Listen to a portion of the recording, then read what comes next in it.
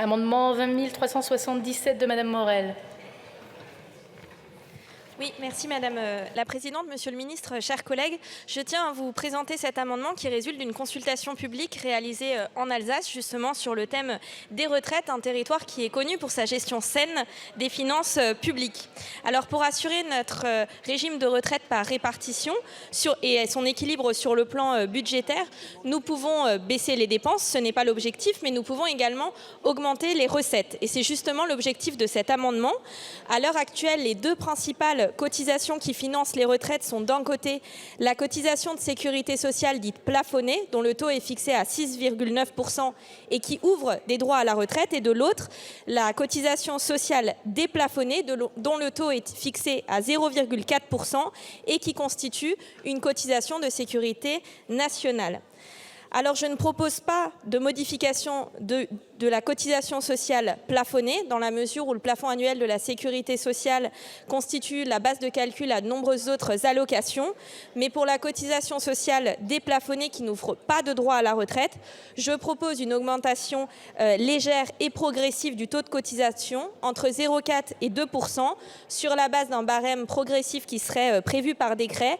Et cela concernerait uniquement les salariés qui percevraient une rémunération supérieure à 3 666 € bruts par mois. Et de cette manière, les 2,5 millions de salariés les mieux rémunérés de France, des secteurs à la fois privés et publics, cotiseront légèrement plus pour la solidarité nationale, à l'heure où nous mettons sur la table toutes les propositions pour préserver notre système de retraite par répartition. Il me semble que cet amendement est le bienvenu et je vous invite à le soutenir. Je vous remercie.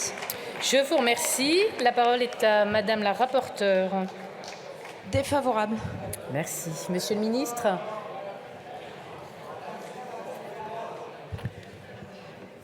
Oui, encore une fois, on est tous évidemment attachés au financement de notre système par répartition, et le choix que nous faisons dans cette majorité, c'est d'adresser la véritable situation, le vrai sujet, qui est celui du déséquilibre démographique. On aura 20 millions de pensions à payer chaque mois dans les années à venir. C'était 12 millions au début des années 2000, ça double en une génération.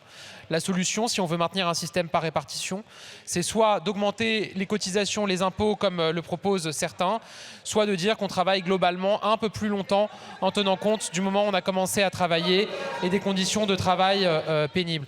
Donc j'entends parfaitement que vous fassiez vous aussi vivre ce débat, et je pense que c'est toujours sain de faire vivre le débat et d'avoir ce débat, mais je vous proposerai de retirer votre amendement au bénéfice de la cohérence dans notre action, encore une fois, qui vise à ne pas renchérir le coût du travail.